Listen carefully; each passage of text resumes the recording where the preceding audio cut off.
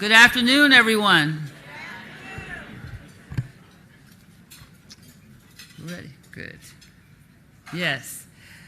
My name's Alva Adams Mason, Director of the Multicultural Business Alliance and Dealer Relations at Toyota Motor North America.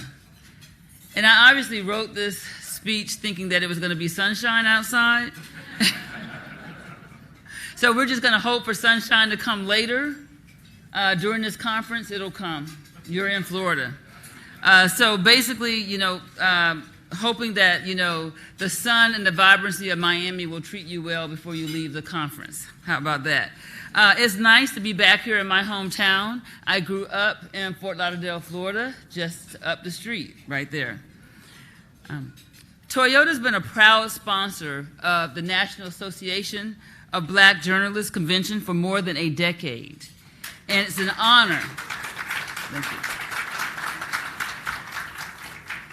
It's an honor and a privilege to be able to return to the conference.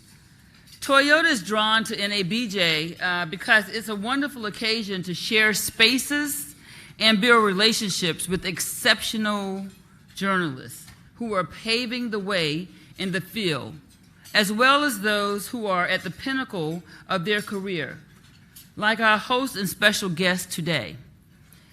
This is truly a unique and special experience, and I encourage all of you to take advantage of it. This is an opportunity to network, learn, secure a new job, soak up the sun, and get a little closer to living out your dreams.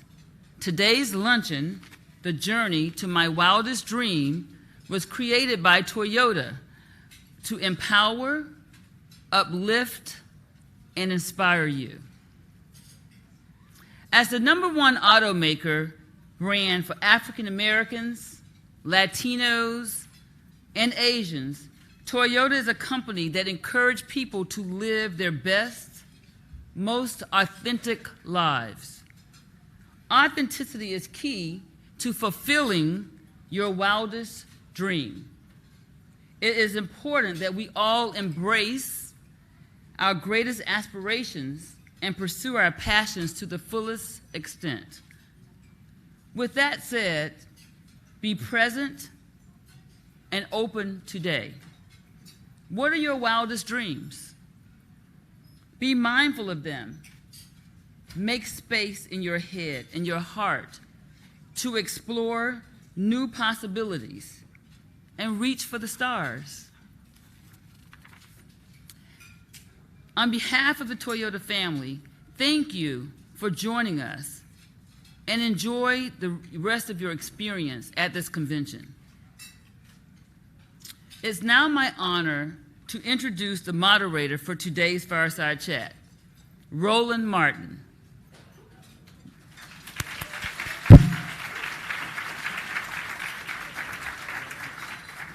Roland Martin is no stranger to this audience. He's one of the nation's leading and most influential Black voices in our country. You might know him from TV One, CNN, News One Now, Washington Unwatched with Roland S. Martin, hashtag Roland Martin Unfiltered, or his social media. Roland is the consummate professional, well respected for his educated, passionate, and honest approach to journalism. We are thrilled to have him here with us today to lead what will be truly an exciting discussion with our guest of honor, Tamron Hall. With that, I now turn it over to Roland. Thank you. All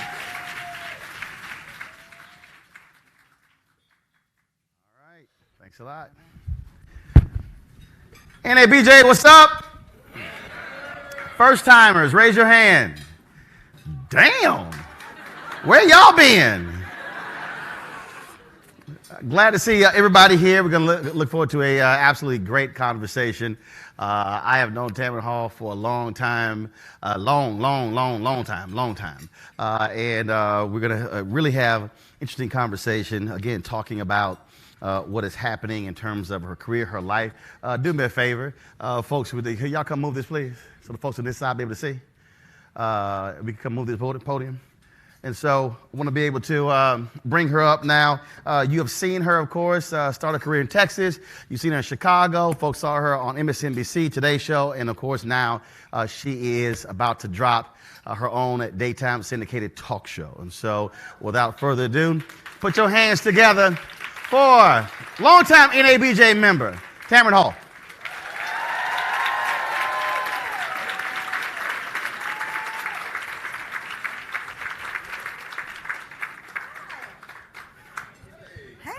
All right, I changed the rules. I got better light here, so I'm going to let you sit here. Oh, thank you. Yeah, I figured you wanted a better seat. That's so versus in the dark you. over here. You didn't know the king and queen of Zamunda were coming, did you? Where them damn rose bearers? What is that rose bearers? No, that on one of those blogs that Bish stole my look. That's what happened. Not B-I-S-A. Never mind. Okay. Hi. Right. See? First off, we want to kick this thing off with showing you, getting a taste of Tamron's new daytime talk show. Roll it!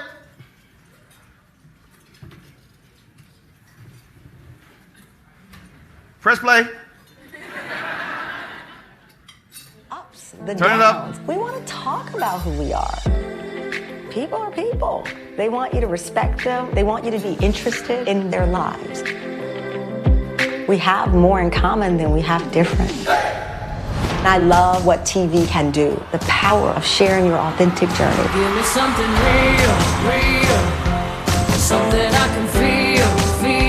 We have a chance to let you know that someone in Illinois is going through the same thing as somebody in Alabama. That's life.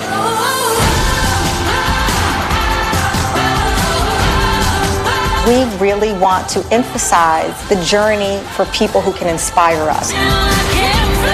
We want you to talk about your life. So let's talk about it.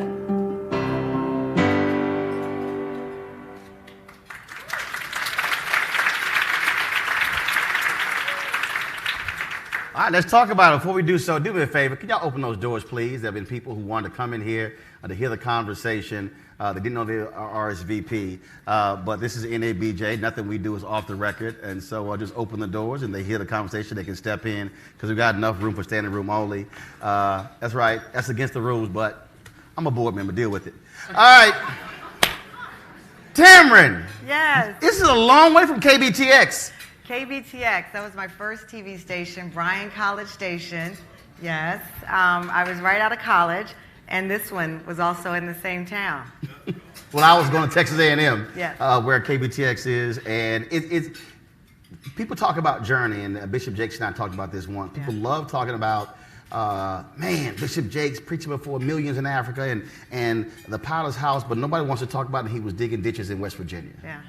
That you can't deal with somebody's journey unless you actually deal with the journey. You can't talk about their success unless you deal with what they had to go through 100%. to get there. Hey, Susan.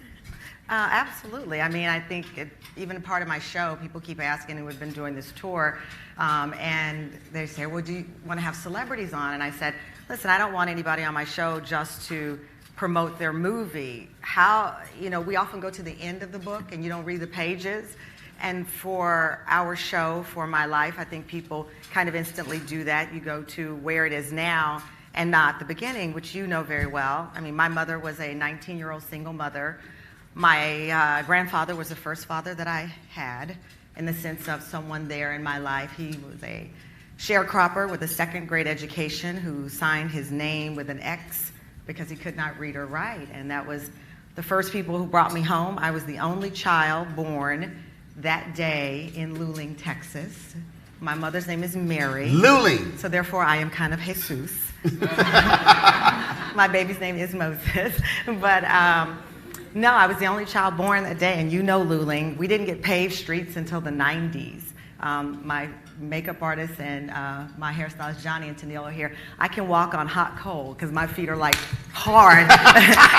We didn't have paved streets. I ran on like hard rock on the middle of our pavement all the time. So that was my start. Those are the first people who brought me home, and those are the people that I think about when I was creating this show. Those were the people I thought about when 2 years ago I decided to make a big change in my career as well. I believe in visualization, and folks, it's always amazing when people say, "Did you ever think you would be doing this?" Like, yeah, I did. And so let's talk about that because again, some people say, "Well, that's arrogant for you to say that," but no, it's actually visualizing where you want to be and doing what's necessary to get there. It's always funny. People will tell you to be proud of yourself, then they're mad at you for being proud of yourself. And so. It is something that I've always been aware of. Even when in the last 2 years of me promoting this show, I would go into offices to talk about this show and pitch this show. And I finally said, listen, I'm 46 at the time, 47 years old, and I got to shoot my shot. I got to do my Hamilton. I'm not giving away my shot. And so I would go into these meetings, and I wouldn't assume you knew anything about me, and I wouldn't care if you were bothered that I was talking too much about me. So I would go in and say, this is what I did, this is who I am, this is why I believe I should have a seat at the table. And I hadn't always been confident in doing that because being a black woman in this business, being a woman in this business, being a black person in this business, I don't want to... Hell, just being black. Period. As the city girls say, period. It is not easy, and you and I know, we started out together in Texas A&M area, but I replaced the same black woman 2 times at 2 different stations. The first time I replaced her, I had no idea. It was at KTVT, Channel 11, Dallas-Fort Worth, which actually now, and I've never told this story publicly, they actually fired me, and now they're carrying my TV show, which is genius. But I never told you I got fired. See, that's where you go. What y'all gonna say now? You flex a little. That's not my nature. Yeah, right. It's not. It is not. Okay. I let people like you do that for me. I do it, and I do it for you too. Yeah, he does. He does. I left KTVT, and then I went to WFLD, which is the affiliate in Chicago.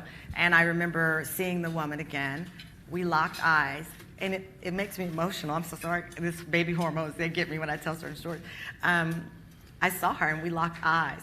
And she knew she was gone, and I knew I was going to replace her.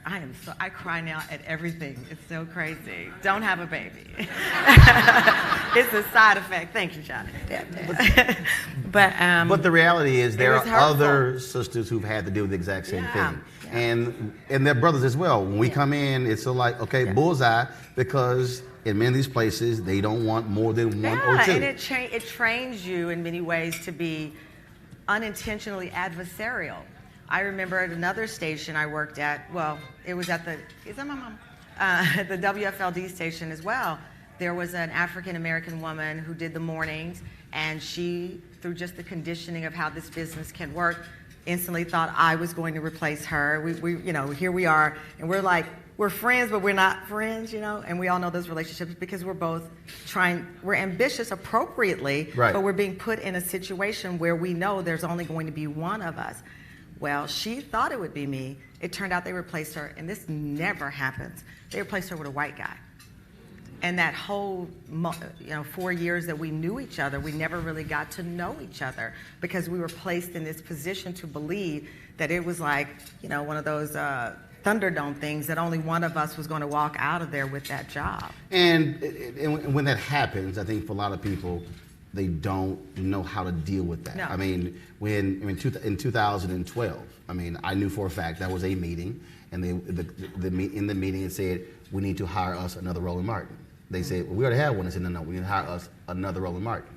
So when they hired Van Jones, me and Van talked about this publicly, y'all, and I called Van and said, first of all, they will not have 2 black men fighting each other. I said, so they're not going to use me in a political season, they're going to use you. I said, but here's the deal. They're throwing you on television and you're unprepared. So I'm gonna help you and train you how to do TV. Wow. I said, they will not have us fighting each other. So I knew so I wasn't tripping on that, but we have to take it upon ourselves not to fall into that trap where we are fighting one another and somebody else is watching it and gaining pleasure. Well, listen, Joy Reid and I have always been very good friends from day one. And when I knew I was going to leave my prior job, I called her first, and I knew she was in the process of going through some changes, all positive, but I knew I could provide her with some information of leverage. And I called her first and I said, this is what's going down. Because I wanted her to be as powerful and as strong as she needed to be for the journey that she's on. But I didn't always know that. When I was 27 starting out, and there's this other black woman, it's me, I don't know that we're really supposed to be having this meeting off to the side and saying to one another, here's what's happening and here's what's not happening. And I don't think that that is conspiring. I don't think that that is conspiratorial or a secret society of black journalists that are talking to each other. It's just people protecting people who are going through a similar journey. I strongly believe that, we don't talk enough about, listen, Don Lemon and I are on the shadiest text group ever. You don't want, let me tell you, one day I said, Don, I'm just going to publish this. I will be so rich. But it is important to be vulnerable. Jamil Hill, when I left, we had our little secret girl lunch, and we talked, and she said, as black women, we're not allowed to, be weak, especially on air. We have to be strong. Suzanne and I are very, very close, and so we share these honest moments, and that's what I would encourage you to do as well. If there are other people at your job, that are of color, they're going through this similar thing, and that has gotten me through this 2-year break on this journey that I'm on, was finally saying, okay, I don't have to suffer in silence. I don't have to armor up. I can be honest with my brothers and sisters in this business who are going through the same thing, and if I can share, and that's why I came here today. We just got back from we're on a 20-city tour, and we're spending, I haven't seen my child in like 5 or 6 days, which is a long time, and these baby hormones. And so we were just in LA, and I wanted to come here because you are a part of my journey, and I know what it means. When I saw Iola Johnson at WFAA, Channel 8, the first black woman to ever anchor the news in Dallas-Fort Worth. In Texas. In Texas, in the whole state. And I remember seeing her, and my dad said, that can be you. And I'm like, what? And then much later in life, Connie Chung, Ann Curry's a great friend of mine, another woman of color. My dad was like, that can be you. And I'm like, Dad, she's Asian. He was like, you don't get the point, do you? This is why you're a C student. I'm like, yes. But that representation matters very much. I met a young girl, we were in LA yesterday. She has autism. And she said to me, I want to be the first news anchor with autism because I want kids to see me do this. And I'm like, you know what, do it. Do it. And that's important, as you know, and as we grow in our numbers and representation on television. But also having the network even beyond, I think, internal. Because what happens is when we go through what I will call a traumatic experience, the reality is here you were, first black woman, today's show, things going great, ratings are awesome. I mean, people are talking about you, it's all of a sudden, and then your entire world changes. And folks expected you to assume the position of just be happy, go sit down, be happy with what we gave you. But you also talk to people who are outside of your NBC family to also help in that, because those of us with other platforms could say things, especially when you own your own stuff. And you don't have to ask permission. That's also vital, because a lot of us, though, want to fight it by ourselves without saying, no, let me share with you and do what you do. Absolutely. I mean, Roland knew as well what I was going through. And again, it's not an us against them, and I'm not running for office, and as you said, you own your own platform. I'm the executive producer of my show, and it's too late for Disney to cancel it, so they have to eat what I say. Right now, they'll be like, and that's their last season. But no, I do think it's important to talk about that, because I was not being secretive about what was going on. I just needed to deal with it in a stronger way. I knew that I wanted to come back. I knew it was important for me to make y'all proud. I knew I wanted to come back on my own terms. I had decided at 46, I was never, and I told you this, I was never going to go into a man's office and ask them for another contract. That was never going to happen to me. I'm 46. When I was 27, I did that. My theory was always, you're going to get me on the first contract, I'm going to rob you on the second one. So every time I stayed at a station, I knew eventually they were going to let me go because I was going to tap out. I was like, and I'm going to get what I deserve. And eventually they're going to say, okay, we can bring in someone cheaper than her. I didn't care, but I was going to get what I felt my value was. You know, we hear so many, particularly white female anchors on air saying, know your value. Right, well, know we your have worth. value too, and we should be able to say that very boldly and very proudly to any executive that is negotiating with us to stay. With that said, I didn't know exactly what form I wanted my return to be. I did not know if I would come back on a daytime talk show. I wouldn't say it didn't cross my mind. I just didn't know what the formula would be. Roland and I talked about digital, all these things. And then Disney approached me for this show. We negotiated me being the executive producer. And now I'm so happy because, you know, the backstory of what happened is less and less. You know, they say the rearview mirror is smaller than the front windshield because your past is supposed to be smaller. That is so far behind me because now, you know, half of my staff are people of color for my show. My co-executive producer, thank you.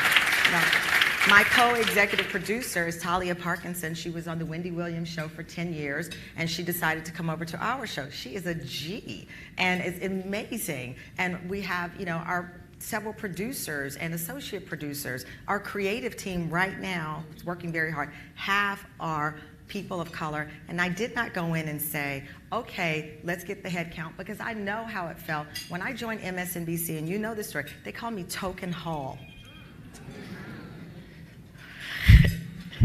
And it pisses me off still, because I wasn't there for that reason. I am so sorry, I'm crying. I swear to God, it's these hormones. But it does piss me off. But I knew I was there because I'd earned that spot. And so I wanted to be able to have a team of people that had earned their stripes. So when I tweeted out that Talia Parkinson was my co-executive producer, I was low-key mad at some of y'all for not retweeting it. Come on.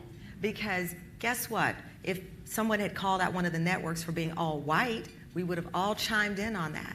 But to elevate Talia Parkinson, one of 2 black women on daytime television, was a misstep. So I've learned this from Roland. Yes, we can rally and say, where's the diversity? You have, you know, a black agenda show with no black people. And believe me, some of them have done that this week. But when you see like a Roland with his digital platform, you don't have to tweet about me. Y'all did, and you did your thing, and that's why I'm back on TV. But there's so many other. That's why when I go to a station, I follow the anchors that are of color and the white ones, but you know why I'm following you, because we do need to root each other on extra. And I think that when I saw that day, and I tweeted out Talia and Corinne, 2 black women, one moved from LA to join the show, I didn't want you to retweet it because of me, because of my show. What's going to happen to me is going to happen to me. But I did feel that there was a misstep, that we don't elevate each other enough when there is good stuff to celebrate. Because if they see you support Talia, they're going to know how important it is to have another Talia in your newsroom.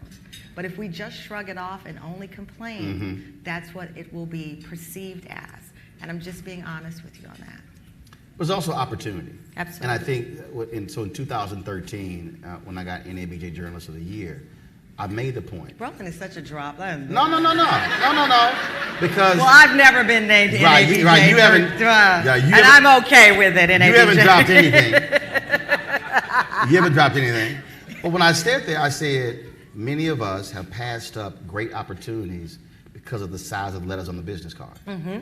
To your point, when I launched the TV One show, I could not get a single African American who was at a major network to apply to be the executive producer. Wow. And I said, many of y'all been APs for 10 years ain't been promoted. But it was like, but I work at NBC, or I work at ABC and CBS. I'm like, yeah, but you ain't been promoted. And so it's a tough call. It's a tough decision to make. But it's seizing the opportunity. The reason I'm saying seizing the opportunity, you were in a position where you could have still worked there, taken the salary, but you said, no, I am not being treated well. I know there's something else for me, and I'm leaving.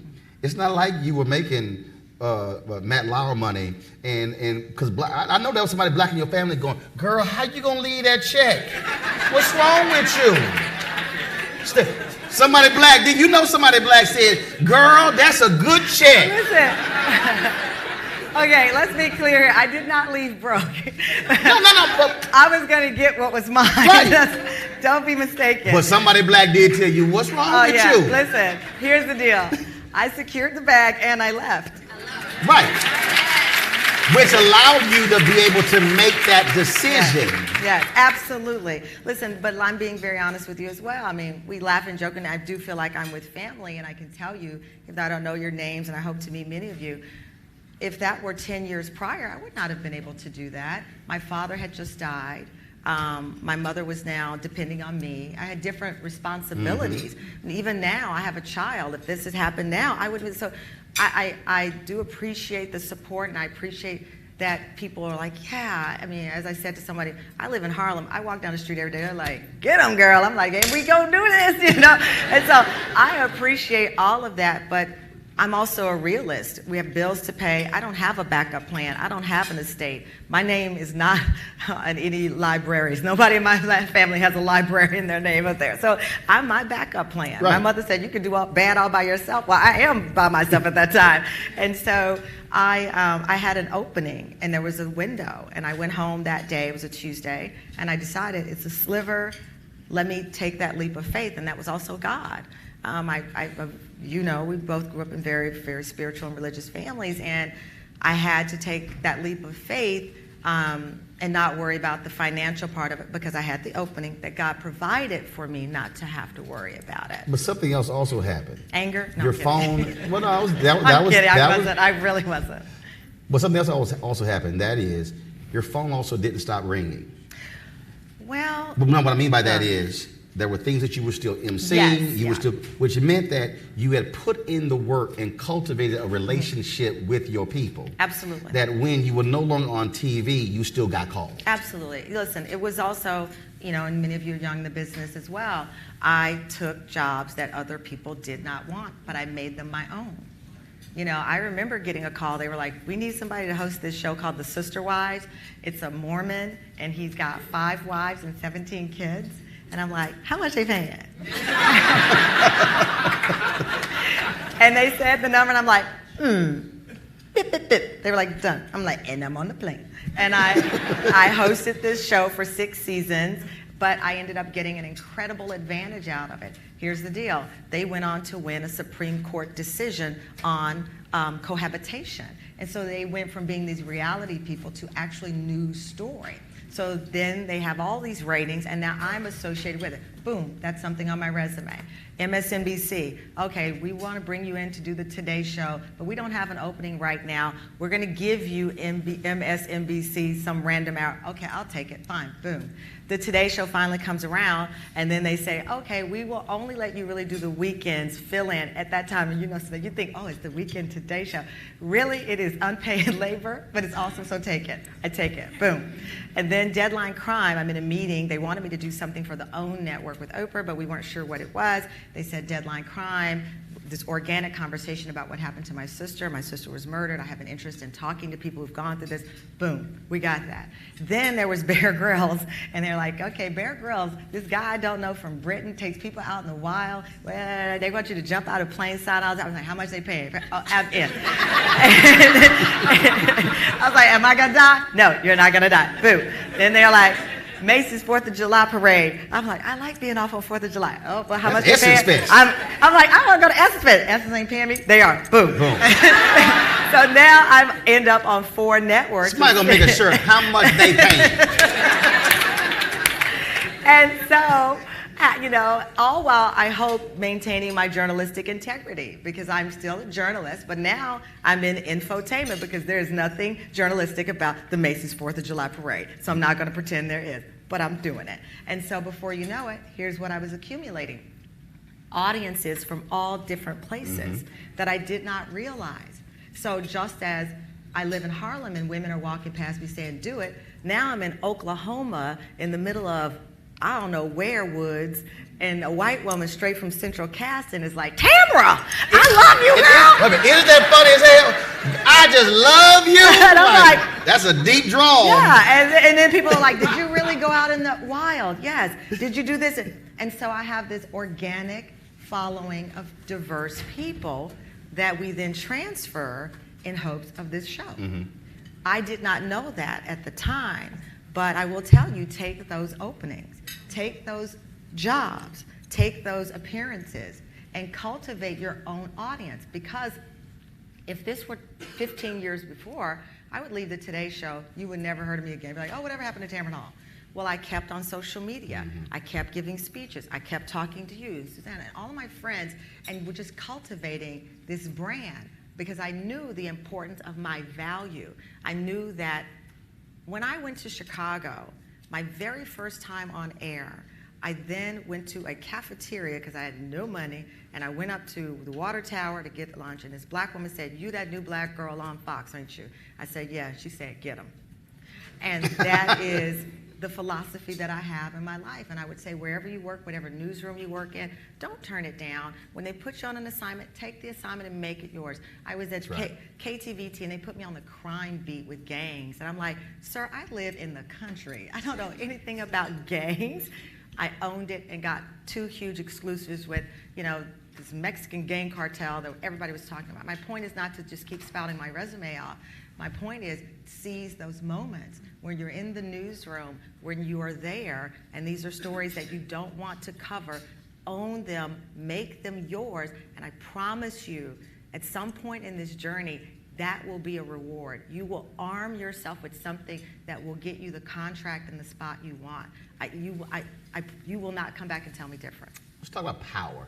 I have a former staffer who said, I really want to be on air. I said, and she really could be a phenomenal EP one day. Right. And I said, who has more power? I said, if you're only on air, I said, understand what limited power you have. She said, but you're on air. I said, no. I'm the host and managing editor. If I want a managing editor, I don't want to be the host. Yeah. For you, you were intentional. You were not just going to be the host of this show. No, I would not. I said I had to be the executive producer of the show, and then I had to pick the executive producer who would executive produce it with me. And it ended up being Bill Getty, who, and the reason why I picked Bill Getty, who created The View with Barbara Walters, is because Bill Getty created the most diverse TV show in the history of television programming for women. Bill Getty put Star Jones on TV, and then Whoopi Goldberg, and then Sherry Shepherd, and a host of other, Lisa Ling. So Bill Getty saw something, or at least was willing to take his shot, or saw there's money in that diversity, that now 25 years later, people are still copying his show. So Bill Getty was important for me as a component of that. And then when Talia, I'd been courting Talia Parkinson and having lunch with her and saying, I really want you on my team, I really need you on my team. And she decided she wanted a change in her life, and she came on board. But I did feel that it was important, because I know what you're getting at. We've all been in those newsrooms where you're just like, I'm so old. I remember when they used to still report suspects as just being a black male 6'4". And I remember being in a newsroom and being afraid to speak up. I'm not afraid of anything. Being cautious, not knowing how to speak up. And I remember finally saying, do you know that could be my brother and every black person I know? I'm not going to say it. I just refused to say it. My dad and mom are my backup plan, so if they fired me that day, I was okay. Back to Luling. Right back to Luling, Texas, and the hard, rocky road. But throughout my career, you have those little moments as well. But those are hard. I mean, I can get up here and talk a good game now, 30 days out from this new show, but it's hard, and you're in that newsroom, and you're like, are you crazy? What? And even now, I saw some tweets the other day with all the coverage happening with the white supremacists, and a couple of networks had complete all-white panels. Incredible. Which meant that control room was virtually all white, and that executive suite was all white, which is also why in ABJ, we're putting folks on notice. You will get a phone call, and if you get called out. At some point, the phone calls have to turn into something else, though. Precisely. Yeah. But it's putting a level of pressure. Yeah. And you apply pressure well. Just a little bit. When I talked about the intentionalities, you're being intentional.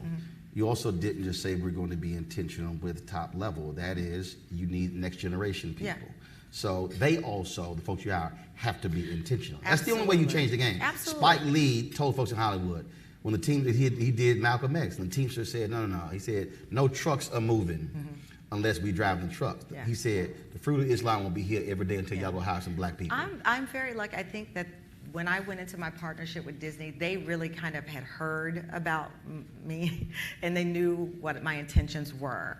And I thought it was very, very important for me to also bring to their attention, and you know this is on, when we talk about equality in the workplace, it is often skewed toward white women. With pay equity is often skewed toward white women. And it was very important to me that I said that to the white women on my staff as well, that look, you guys are talking about how you're being treated in the news business like we are not experiencing these same things. You know, we are being sexually harassed, we are being underpaid, so please don't make this a white woman's problem in the newsroom. It's a woman's problem in the newsroom. And that was important for me when I was putting this staff together. It was also important for me to have a lot of young people. Many of you know I was very, very close to Prince. And Prince used to say he doesn't hang out with anybody over 45. And I was like, that is age discrimination. He was like, but what he meant was he wanted to keep that young energy, that young flow, those young ideas in the system. And that's why if you would see his last band, Third Eye Girl, they were all very young. And so I appreciated that as well, as I am old and being discriminated against somebody my age. But I want to make sure that there's a pipeline on our show as well, that we're not just hiring young people to be the also rans, that we're not just hiring young people to be the lower level. I want you in there actually in a position that matters. Talk about black love. Explain what it feels like when you walk out in public and you're going through airports and people show you love. Yeah. But black people, it's a different kind of love. You know how I know y'all love me? Because I married a white guy and you still love me. That man over there was like, and scene, I'm out of here. I didn't know that. And then she tells me 5 times in the green room, don't be sitting there getting me in trouble, saying stuff, and you over here. No, but that is something I will talk about on my show as well. But no, black love is incredible. It is not lost on me. I have a hard time even looking around the room because I see all of these loving eyes looking back at me, and I don't deserve it because I'm just a person. But it is important to me, and I am going to have to get some alcohol. I am emotional. I feel like I'm with family. You need to get home and see your baby. I know. It's been 5 days. It's been 5 days without little Moses. But no, you guys have, you ladies and gentlemen, I don't like to use, Cicely Tyson said, remember she said, don't you call anybody God. She has a whole rant. You don't ever want to get hemmed up by Cicely Tyson. You do not. God. So you ladies and gentlemen have always been so supportive and rooting for me. And I told my mother one day, I said, they're rooting for me because we want someone to root for us. Yep. We all do. You root for someone because you're like, if I'm down, I want you to root for me too, you know? And so for me, I think that's what it was. But absolutely, it was, listen, the day I made the churn out of my career and I woke up the next morning, I didn't know what to expect. And next thing you're texting me and people are like, you're trending. I'm like, oh my God, I just wanted to sleep in late that day, you know? And it was because of you and because, you know, black women especially said we're not going to watch the show anymore and we're going to support her wherever she goes. And that is a big reason that Disney partnered with me. It is not lost on them that a large swath of the daytime audience are black women. They're not crazy, and they're black women who work hard, and we have income to spend, and so we will buy the Toyotas. You know, thank you. And we will buy the, you know, the products that are being sold. We are put color aside, we are blue chip. Yes. We are a blue chip consumer. And so they know that. And loyal. And loyal. Now, when you tick us off, it's a whole different conversation. It is. But we're loyal. It is. And that's why we also have to say what we want. Because they do know that we have a loyal following. So I could go in and say, I want to be the executive producer of this show. I have earned it. And also, as Roland likes to do the Malcolm X with the glove, I was like, and I got these people right here. And you don't want to make, it's like a Chance the Rapper. You don't want no problems from me. Right. That is my, of course, the favorite scene when the guy's like, you came and got what you want. Oh, no, I'm not satisfied. No, it's not satisfied. And I'm not satisfied either with this. I mean, I want to push myself more. I want to have a show that represents all of you. I want, when you watch the show, to see yourself.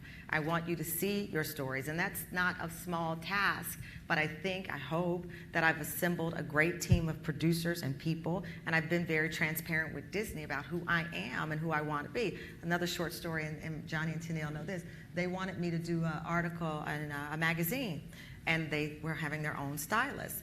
And they sent like a bunch of jeans and like plain square t-shirts. And I said, I don't dress like that. And I said, but more important, I'm not going to shrink myself for white women to like me. And I said that not to diss white women, but there's a stereotype that some of the magazine editors, we're gonna have to shrink you down. You know, no, the hair can't be that spiky. Okay, your clothes too bright, Roland. And then, you know, You know I don't give a damn. And sometimes people will try to assimilate you and make you palatable. Yep. Disney did not try to do that because they said people like her the way she is. Black people like her the way she is. White women like her the way she is. She's aspirational. She's now a 48-year-old mom. She's from a small town. I found the right partners.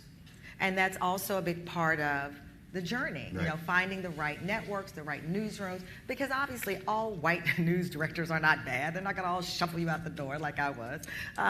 But I wasn't shuffled out the door, I left, that's a joke. When you show people who you are, they're either gonna take you or leave you. Right. And if they leave you, you'll find somewhere else. We were in ABJ, we were in a meeting with ABC News, and they were like, you know, diversity is really important. I'm like, yeah, especially the Black Panther made $1.1 billion for y'all. Yeah, they looked at me, I was like, well, look, listen, I mean, but it caused folks to say. I call BS on it because Waiting to Exhale was a blockbuster and we never saw that again. Right, but first of all, what you had there was, you had every 10 years of romantic comedy. What happened there was, what I'm saying is, when someone tells me diversity matters, I'm like, yes. I'm a point how you made so much money and to go, and now let's what see else? it in other parts of the company. Exactly, and that's the important follow-up to it as well. We had one particular market that we were selling the show in, and it's a major market, a stereotypical liberal market. And I think I told you a story. And there was a general manager who said, well, this other black host didn't make it. So I don't think white people in this big city want to see a black host. And they passed on our show. Well, we were picked up by a better station in that market, turns out. But, you know, even, and I said to the team at that time, I said, well, so then does that mean if a white show fails, we will never see white people on TV again? That is ridiculous. Because Jennifer Aniston been in 10 romantic comedies, they all suck. Is she gonna get another one? So even I'm saying that, no, I ain't got a problem saying it, because to that point, when you mentioned Waiting to Exhale, when Just Right came out, it didn't make enough money, a certain amount of money, and literally every romantic comedy that involved black people that was in the pipeline got stopped because of that one movie. So, and what I think is the point is, even though you find a Black Panther that makes huge success, don't just rely on that though as the template, because not everybody appreciates that money. You know, they find ways to say, well, yeah, it did well, but that was a unicorn, or that did well and that's an anomaly. So there are many fronts at which you're going to face questions about your value. None of it is valuable. It means nothing. Let's talk about how much fun you're now having because you get to actually create something and you're not asking somebody's permission. And you get to listen, I'm asking permission still. I have partners. Right, but I'm saying, but you get to, not permission. You're now really on, you're not just on this side. Right. You get to be a part of the creative process and shaping and molding. Absolutely. You know what? And that's important again with, and it's funny Disney because they did Black Panther, so maybe they are onto something with my show. But it's also speaking up. You know, the other day we were at a photo shoot with Talia, myself, and Bill Getty. The photographer, unbeknownst to him, had Bill Getty sit down and me and Talia stand up. And Bill was like this, and Talia and I are like this, and I said, we're not gonna have the two black women standing and the white guy sitting, like Tony, Orlando, and Don. We will go there. I was like, no. Right. And he didn't Half even of the know. room said, I know, you got to Google it. and Dawn. I actually said something worse, but I won't tell you what I said. But the guy said, oh my gosh, I'm so sorry. And he then had Bill, me, and Talia, and if you go on my social media, you see a picture with partners. We're locked arms, we're all smiling. He is not sitting there in a power pose. Like he's the king and y'all. And poor Bill was like, what just happened? I don't even, like hit a Mack truck. But those are the kind of victories that I'm able to take and able to speak up because those visuals matter as well.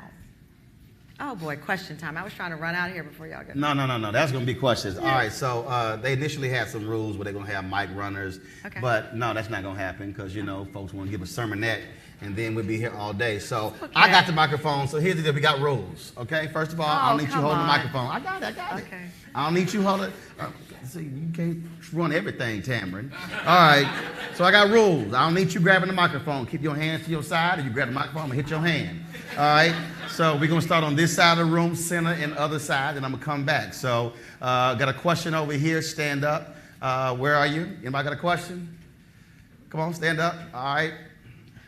Name, where you're from, then your question. Oh, my gosh. So, come on, old school, Phil Donahue. My hands are right here. Put them behind your back. Assume the position. There you go. Go ahead. Hi, Tamron. I'm Jessica Larche. I'm at the CBS affiliate in Norfolk, Virginia, and we are running your show. Yay, so excited. I have a question, and we talk a lot about identity and how we define ourselves, and especially in TV, sometimes we identify ourselves by the role that we have. Yeah. In that 2-year period, what type of soul searching did you do to define who you are separate from what you do? I traveled the country for about 2 years giving speeches and attending conferences and just really listening to people. I've been raised by a very, very strong black woman. And so my identity was clear. My job and how I would mesh who I am in my heart with what I was doing in a career wasn't always clear. So those 2 years, I kind of got back to my reporter roots, which is also going back to what Disney saw as a value in me. I've been in local news for 20 years. I was in, Chicago for 10, 4 in Dallas, so it's almost 15 years of local news. And so I really just wanted to get back to talking to people and reminding myself of why I came to do this job, which is I love people, I love reporting, I love being a journalist. So that was the soul searching. In the process, obviously I was trying to have a baby, I had gotten married, and all those things were happening as well. But for me, professionally, it was important to get back to the roots of me being a local reporter, because above all else, I know there are a lot of people who want to be on air and they want to be pundits. And your local news roots, if you're in local news in this room, are invaluable at any level of this game of journalism that we're in. Question? Yes, ma'am. Hi, I'm Kirsten. I'm in Sacramento. Hi, Kirsten. Starting off in my career, I think in the smaller markets, us black girls and probably the black guys too, we would all get together and be friends, and there wasn't that competition. Yeah. The further I go in my career, and the bigger the market, I'm not finding that camaraderie. I find the adversarial relationship with other black women where it's like we have to compete for the job. When you recognize that is what's going on, what's your tips for addressing that so that we can try to build that camaraderie? Girl, can we have a drink? That's Please, what you girl, say. No, I'm saying that's what you're saying to them. Can we have a drink? There we go. Let's talk. Blame And it then- on the No, Okay, you say, can we have coffee? Can we have a drink? And then just what Joy Reid and I did. We just started talking. And as I said, Joy and I had always been very close, but we were always not really talking about work. And then I started to say, this is how I'm feeling. And she started to say, when I called Jamil Hill, I didn't know Jamil. I DM'd her. I think we were DMing each other or something.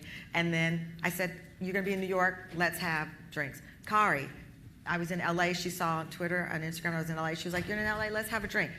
So that's kind of how those relationships, but yeah, it's the same with anything else. The minute you talk to someone, I tell people, once you rip off the mask, they rip off the mask, and you can actually have a conversation. That applies in any part of your life. And that was I wish I had known that at 27, because that would have made the journey in this business a lot easier, because there were times I did feel alone. And when I left that day at the old show that I was on, I remember telling Roland and some other people, I said, I have to leave because I don't want the young women who are journalists to look and say, if it can happen to Tamron Hall, I don't stand a chance. And that's why I left. And I told all of them that day. I said, I can't live with myself. If they see me eat this, what will I do? And so as a result, I have my own talk show now, and I have this future that I hope is so bright. I'm not upset about the past, and I don't say that to be, what would Jesus do moment, because I'm not that great. If I'm mad at you, I'm mad at you usually for life. But I wasn't mad. And he will tell you that. I'm with you on that one. Yeah, I left there with God telling me that there was something else. And so for me, I think it's important for you to just open up, because you can't do it alone. What also has to happen when someone goes through that similar experience, you got to have people around you who, out of the blue, how you doing today? Yes, absolutely. Because, every now and then I'm like, Tamron, you good? He'd say, you're good? Because, there were people who called me, and they'd be like, oh, my God. And I said, who died? Nobody died. I mean, listen, I had lost the spot, but I didn't lose my soul. And so I can fight again. I can live to fight another day, and it's okay. Let's just move forward. Let's look ahead. And looking ahead, again, led to 9/9/19. I sound like Herman Cain, 9/9/9. That's the day. September 9th is the day that I will be, in a sense, born again. Question. Good afternoon, Ms. Tamron Hello. Hall. My name is Malie, and I am a freelance entertainment journalist. So my question is a very simple question, because I admire the way you compose yourself as a woman. And my question is, what books have you read along your journey to get to where you are today? I'm not that smart. I'm sorry. You read a couple of I am books. more Oprah than Oprah. I'm more magazine than book. No. I have a book that I read. It's called The Path of Light. It's called The Path of Light, and it talks about the universe conspiring to give you exactly what you want. When they say ask God and you shall receive, there are things you ask and you don't get it, usually because you really didn't want it. But the universe will conspire. And it also talks about, and this is one of the things that I've shared, when there's no title beneath your name on your card, are you still you? And I decided some years ago, I got this book when I was 18, and I'd read it every time, it sits on the nightstand of my bed right now. But when I was 46, I decided that I would implement what I had been reading in that book. And I'm me, no matter what the card says beneath it. I think about the actor from The Cosby Show. Remember, he was at the Home Depot, and the woman took the picture, and everyone was like, oh, and he said, I'm making a living, and I'm okay. And that's the sensation I had that day. When the next chapter of my life was to start, I was going to be okay, whether it said reporter, anchor, whether it said back to KTVT, any of that. I was going to be able to live with myself. But the book is called The Path of Light. Here we go. I think I'm going to hold on to the chair. Hi, Tamron. I'm Keisha Lopez. I'm the weekend anchor, reporter, producer for KWTX. And I'm just curious, I know you said you've had between 15 and 20 years in local news. How long were you, what was the longest stint that you had in local news, and at what point did you decide it was time to move on? I have been fired from every job. Absolutely. And here's why. When I got fired at WFLD, I told a producer that I was being interviewed by NBC. The producer I thought was a friend, who then told the general manager, who then came to me and said, you must sign a new contract today or we're going to let you go. You have to stay here. And I said, I'm out of here. And I left. And so technically, I guess I quit, I don't know, but it didn't end well. The same thing happened at KTVT. I'd been there for 4 years, and they were like, okay, we want you to sign this contract. And I said, well, I think I've been offered a job in San Francisco and Miami and Chicago. Steve Pickett, my darling friend that we know, Steve said, take the job in Chicago. Chicago will have your back forever. And I decided I was going to maybe take the job. I went in to talk to the news director thinking that, I'm just going to have a heart-to-heart. And they were like, sign the contract or, it's done. I said, okay. And I left and went to Chicago. But Chicago was for 10 years. And I had been at NBC for 10 years. And right after I left, I ran into Lawrence Fishburne, and whom I don't know only from, Lawrence Fishburne, the famous Lawrence Fishburne. I don't know him as a friend. I have no idea. I ended up crying on his shoulder, and we're at this event. And I get this point, because I'm just giving you advice from everybody. That was pre-baby. You were crying then. I'm just, no, not like that. I was just asking anybody for advice. I truly was. I was like, give me some insight. How did you make it through? And I wasn't ashamed because I was embarrassed that I had lost my position, but I was okay, but I needed advice. And Lawrence Fishburne said to me, how long have you been there? And I said, 10 years. He said, that's time. He said it was time. You're either gonna move on to the next thing, or you're going to find a way to make where you are the best possible. It's the math is there. Usually when you're on air, you can get pigeonholed. People will see you as just a reporter when you want to do this, or just entertainment when you want to do that. And so you have to be careful of that, particularly when there are news directors who see us as a monolith, who see us as a number. You've got to make sure you're always marketing yourself for exactly what you want. And it's okay, by the way, to stay in local news for 25 years if that is what you want to do, but get the maximum of it that you want out of it. Because I didn't know if I wanted to go to national. That was something that happened. But I would have been just A-okay in Chicago with a great life and a great newscast in really cold winters. Sorry. I remember Monique had her show on BET. She said, you say stuff on TV, I'm afraid you're going to get fired. I said, Monique, I start every job with the premise, I'm going to get fired anyway. Yeah. So just do what you got to do while you're there and move the hell on when it's time to go. Question. Tamron, my name is Jody Kenny, and I'm a news anchor for Spectrum News in upstate New York, and I'm a veteran journalist. I've been doing this for over 25 years. And I now have branched into podcasting as well. I do a podcast called Success with Jody Kenny, and I talk with people about their journey to success. So I'm very fascinated with you. And I want to get your advice on how women can continue to pivot and what steps we should take to remain relevant as we mature in our careers. It's a tough one. Ann Curry and I have talked about this a lot. I mean, Ann Curry and I probably stayed relevant because people were upset with what happened to us. And we both, though, had done multiple types of jobs. Remember it now, Ann Curry was on Dateline. Remember what I said, take the gig.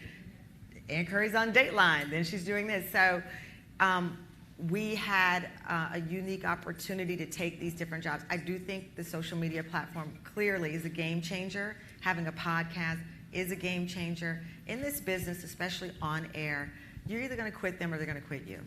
That is just it. Very rarely do you see, I hope there comes a time where we can turn on the air and see a newswoman on for 40 years. It doesn't happen often. Doesn't mean it can't, but it hasn't. It's on the NBC affiliate in New York. She was on for a very long time.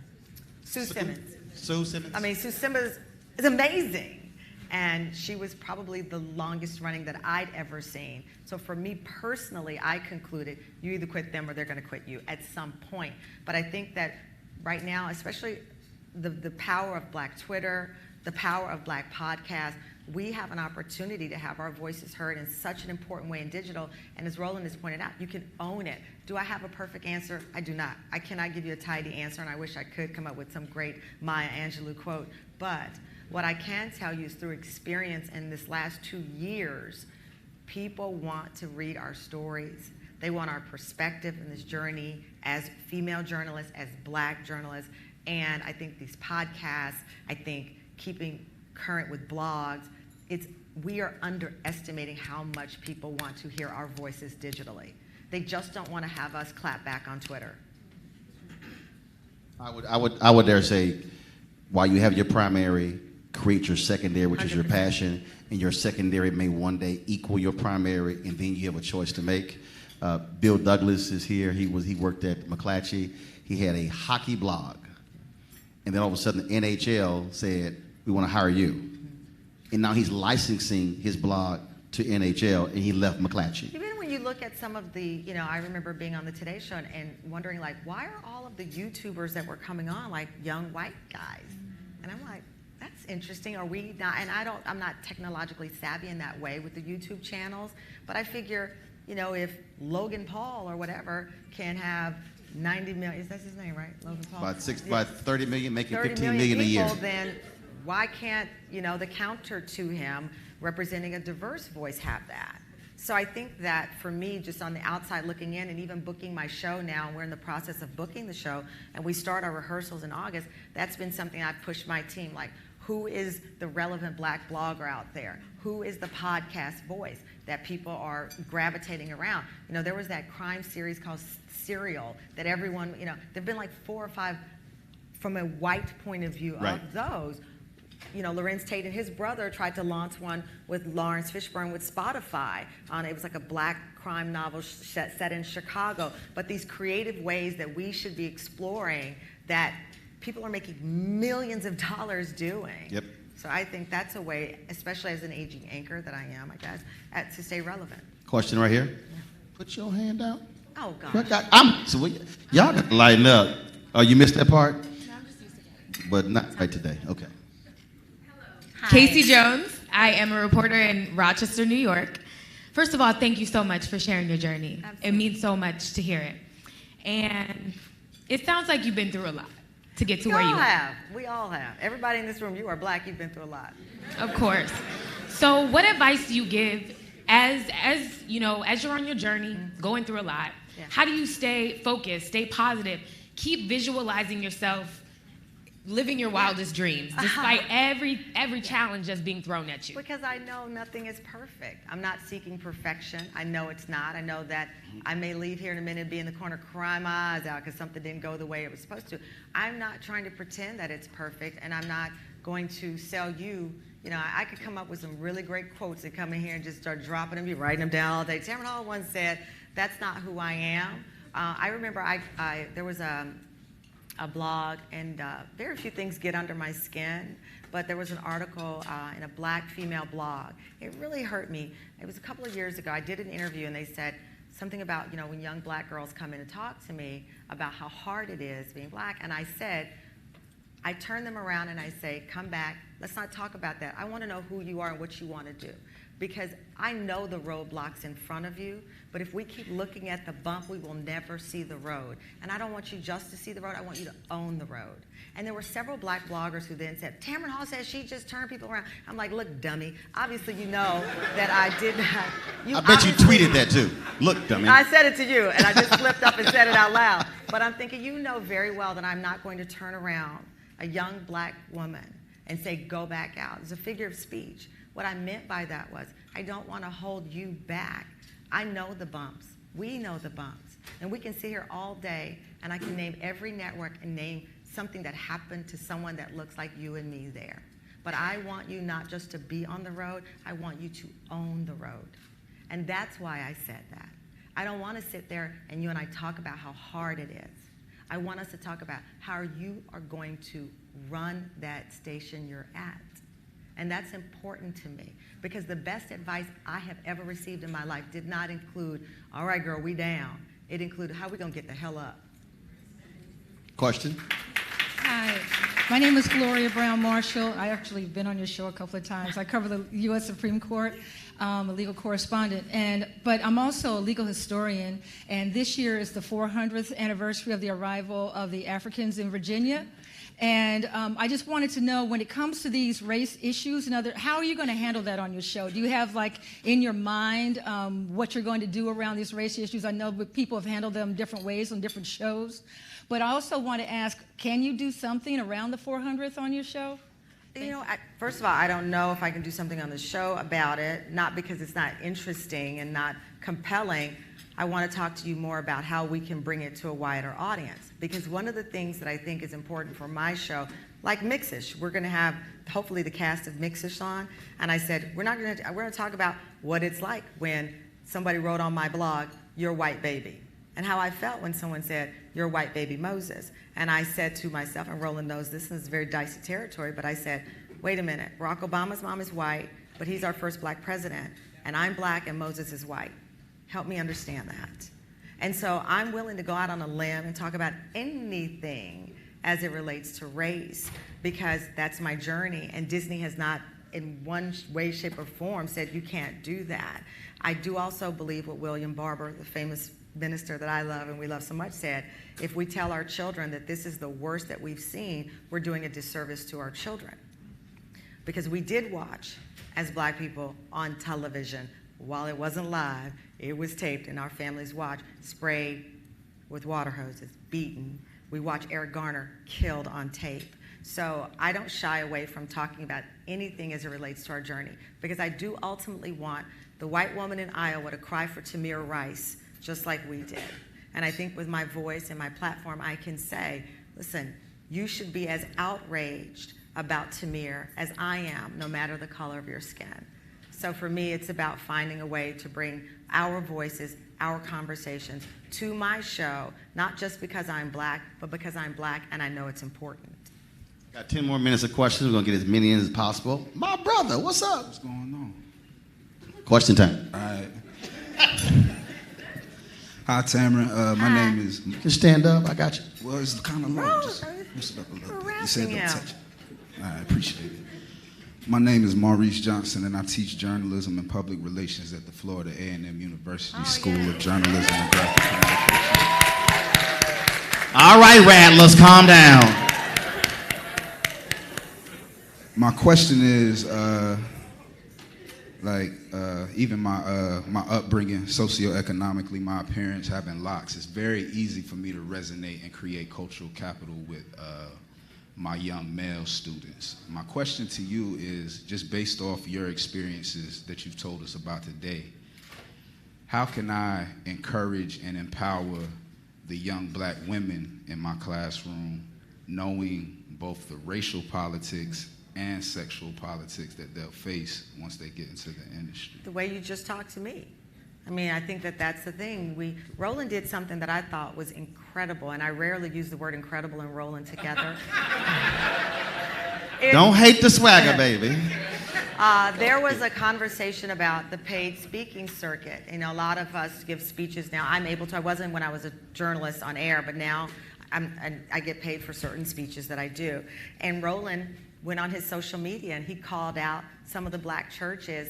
I had never had this experience, but he said, y'all are paying the black men more to speak at these conferences than you are black women. I didn't see one black guy retweet Roland in that. And don't worry about it. I got more followers than they do. But he did, and he stood on his own because he said, wait a minute, I can make this money giving speeches, but y'all are doing my sisters wrong. And this is terrible. So I think, again, just as we were talking about relating to each other, woman to woman in these newsrooms, it's the same conversation. We just have to start talking to each other and not talking at each other. I like social media, but I'm very cautious of it because I think it's the only time in our history that we cage ourselves and we have thrown away the key. I grew up in an environment where, you know, we would talk to each other in the neighborhood, and my mother and they would come over and play spades, and people just communicated in a way that I feel that we don't, including when we have a position of power. So I think, you know, listen, you seem like a great guy, a cool guy. I think some of the best shots I've gotten in my life were because a man invested in my career. First starting with Clarence Newton Sr., my stepfather, who was the only dad I've known. So I have a great respect of the relationship that we can have as men and women together and what we can do together as a powerful force. And I think that that's important for you to feel appreciated by those young women in your class, but also to let them know you see a deficit that can be filled, just as you've worked with the young men. Question? Hello, my name is Kyla Wright. I'm a graduate student at Syracuse University. And my question is, how do you know as a black woman when it's time to take that leap of faith, to make that pitch, and to be different and not a carbon copy of other shows and other women? I've never been a carbon copy of anyone. And not because I've had the confidence not to be. I just really had no choice. My mother didn't play that. My mother was like, we are the Joneses. That's who we keep up with. I was like, okay.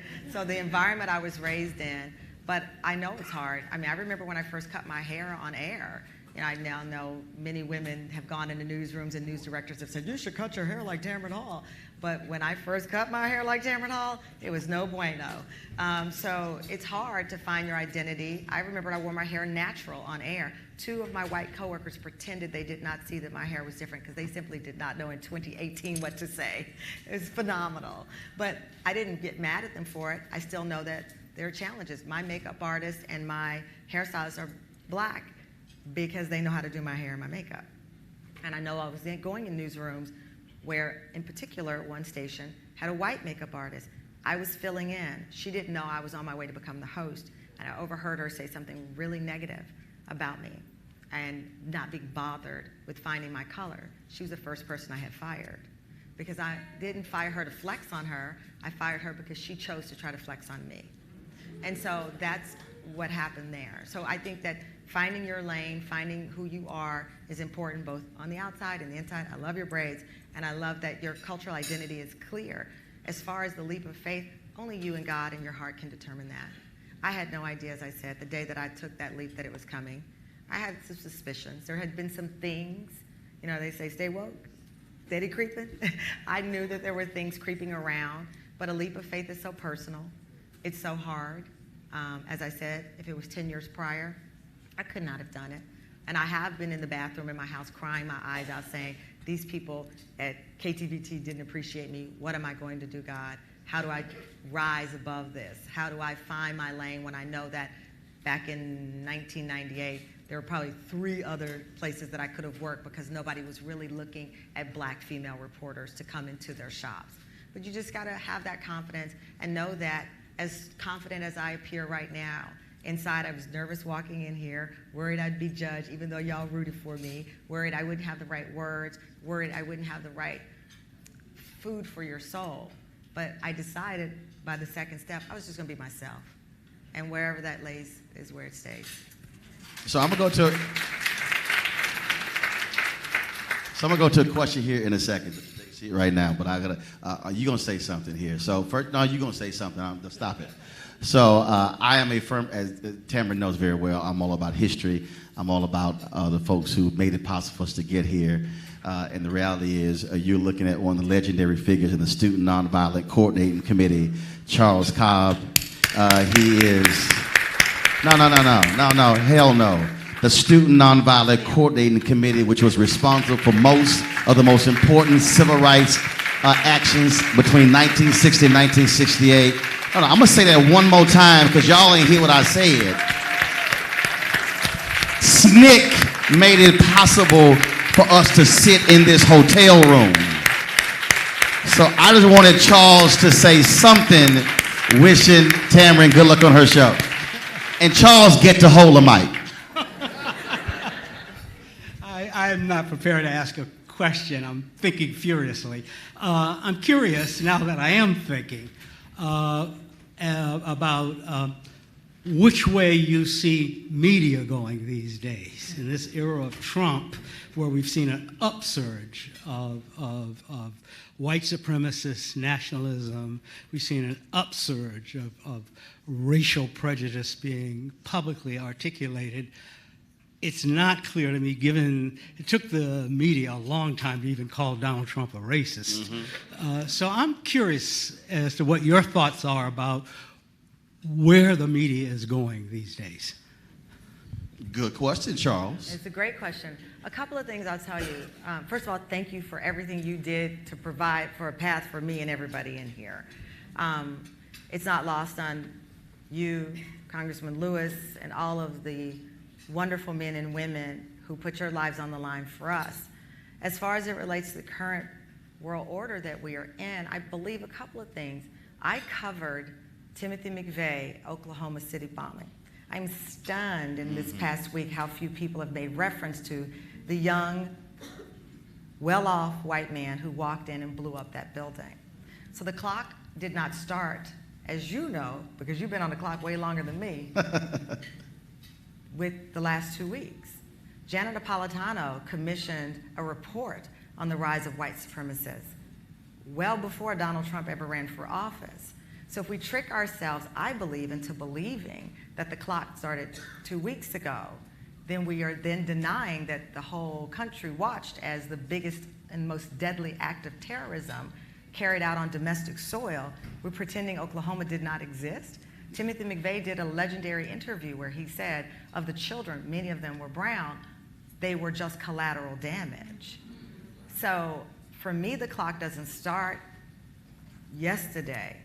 And it's clear that many people haven't heard the message that the media is not run by black people, not mainstream media. So why are we having these conversations with so few of color anchors? And I mean Latino brothers and sisters as well.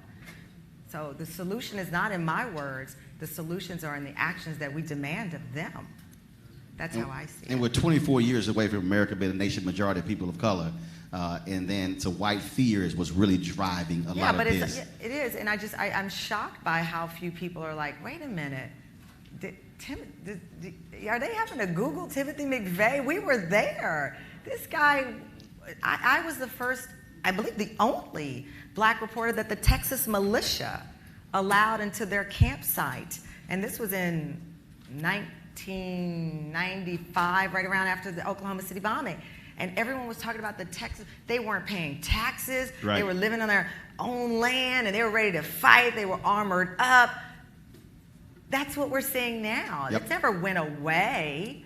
And I know that rhetoric can inflame, but if that's your agenda, you will find your savior in anyone, because that's what you want to do anyway.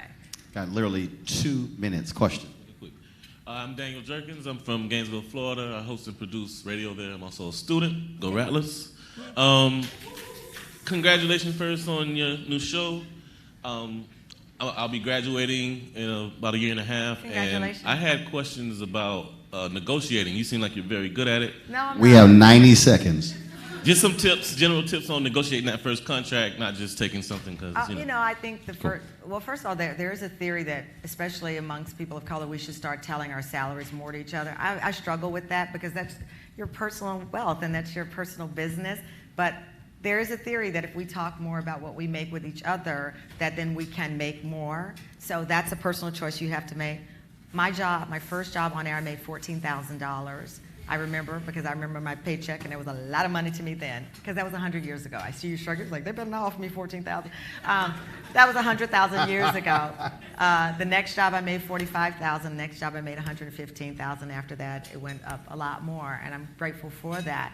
I think you have to know going in, they're probably going to have the advantage. Any job you go, because you're getting the experience, you're the newbie.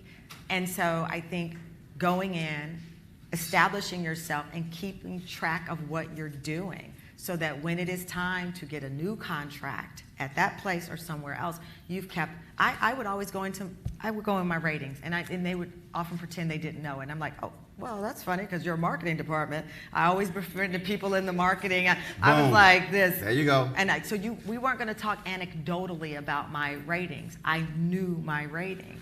And I had someone say to me, well, do you think the ratings are up because of you? I said, if they were down, you'd say it was because of me. Mm-hmm. So that's how Can I get a witness? Yeah, so, but that grew with time over confidence because I knew I had the experience. But I knew going in at the first job at KBTX, where I made $14,000, what negotiating power did I have?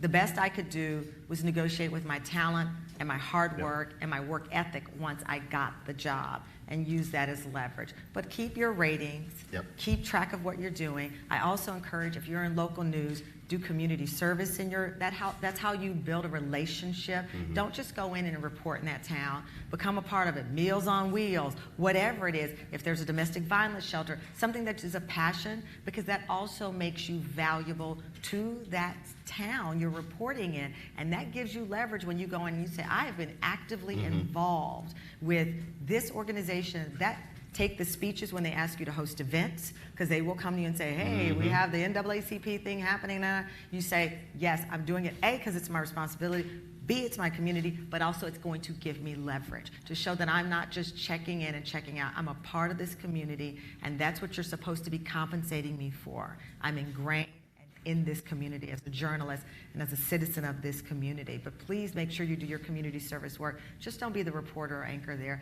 Get involved in something in that town that you're in tomorrow. Find someone and call them, like, hey, I had heard about you guys doing something at the Y with kids. Let me show up. You look at my resume, every town I was in, including KBTX when I left, they declared a Tamron Hall Day, because I was in there for a whole 6 months. They declared a Tamron Hall Day. I have the plaque in my office because I had done so much community service in that town. And it's also good for your soul. You said it real quick, though, but a lot of journalists don't do this. They don't talk to other departments in the building. because you can get information about your Absolutely. bosses and your job from other folks. Yeah, befriend the people in, yes, in the human resource, find that one person, like, girl, what happened? Anybody, right. Anybody black else in the building. What you do? Yeah, I need to holler at Not you. just, but build relationships. Yes. And don't, you don't have to assimilate, but you don't also have to isolate yourself. And that's important as well. And the leverage piece is obviously critically important because, again, when they can put you in a very small box, and then when they have no idea. I remember when we signed with CNN, they were like, we don't know what you're getting paid on Tom Joyner, what you're getting paid over here. And then that's why it was like, yes, we can do a contributing deal that's going to be about Knowing your $250,000. worth is not limited to one gender, one race. It's our journey too. We can talk about it all day long, but when you go in there to negotiate, I don't care if your news director is black. I don't care the background of that person. Yep. You walk in armored up with your resume, with who you are, what you've done, and your value. September 9th, 2019, Tamron Hall debuts across the country. NABJ, put your hands together for Luling, Texas's own Tamron Hall. Thank you. Thank you. Great job. You did You did great.